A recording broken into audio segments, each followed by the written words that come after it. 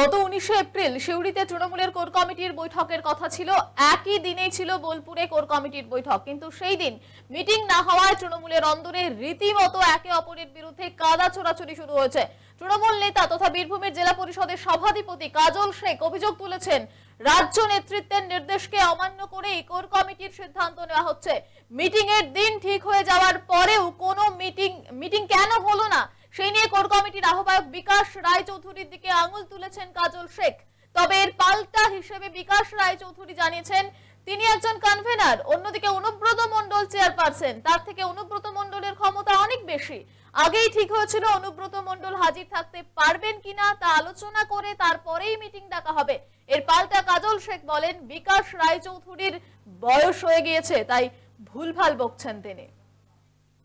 ভাষায় বলি, core committee meeting এ কিন্তু সেদিন যেটা আলোচনা হয়েছিল সেই আলোচনায় কিন্তু কোর কমিটি যে ওই ডেটই ফিক্সড হবে তা নয়। কোর কমিটির চেয়ারপারসন হচ্ছেন অনুব্রত মণ্ডল, জেলা সভাপতি তিনি। তখন সেটা আলোচনা হয়েছিল যে ওনার সঙ্গে পরামর্শ করি উনি সেদিন অ্যাভেলেবেল থাকবেন কিনা, তার উপরই কিন্তু মিটিংটা ডাকা হয়।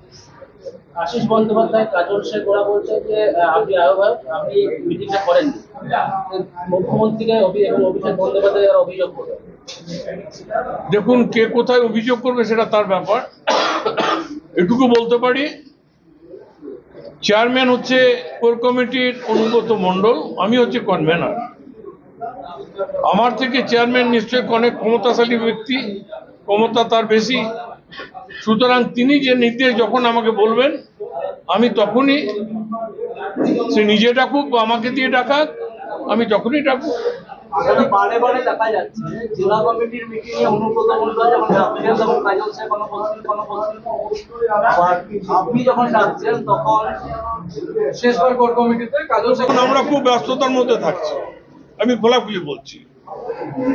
সাংবাদিকরা অনেক সময় বলে, অনেক চ্যানেল আছে, তাদের পরিষ্কার একটাই কথা, আমাদের এই কবে কোর কমিটি হবে আর কবে আমাদের কি মিটিং হবে, আমাদের থেকে মাথা ব্যথাটা তাদের বেশি।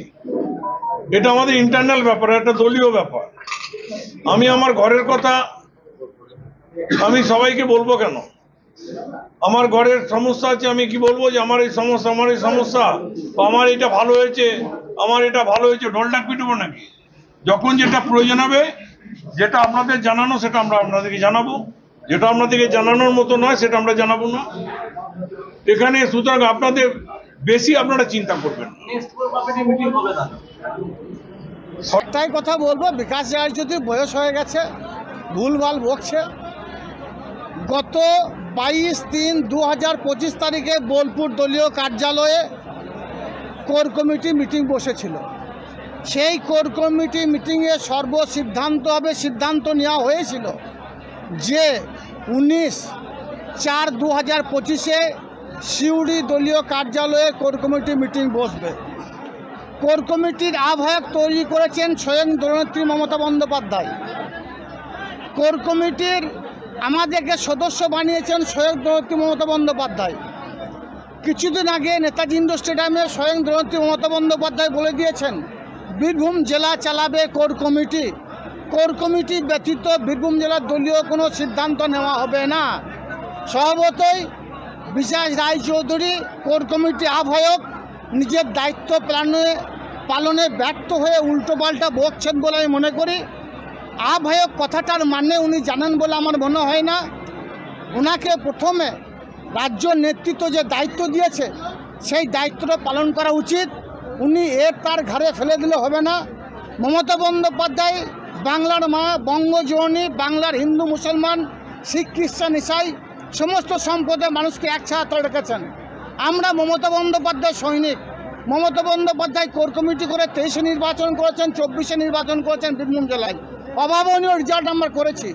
তিনি নেতাজি ইন্ডোরে বলে দিয়েছেন কোর কমিটি বীরভূম জেলা চালাবে। আহ্বায়ক উচিত ছিল 19 তারিখে কোর কমিটি মিটিংটা ডাকা। তিনি ব্যর্থ হয়েছেন, সেটাকে স্বীকার করে নেওয়া উচিত। এদিকে সেদিকে না হটে তার নামে দায় না চাপিয়ে মমতা বন্দ্যোপাধ্যায় আমাদের নেত্রী, অভিষেক বন্দ্যোপাধ্যায় আমাদের নেতা, আর দ্বিতীয় কোনো নেতা নেত্রীর পারমিশন নেওয়া প্রয়োজন আছে বলে আমি মনে করি না বীরভূম জেলা কোর কমিটির সদস্য হিসাবে। তাই কোর কমিটি মিটিং ডাকা উচিত।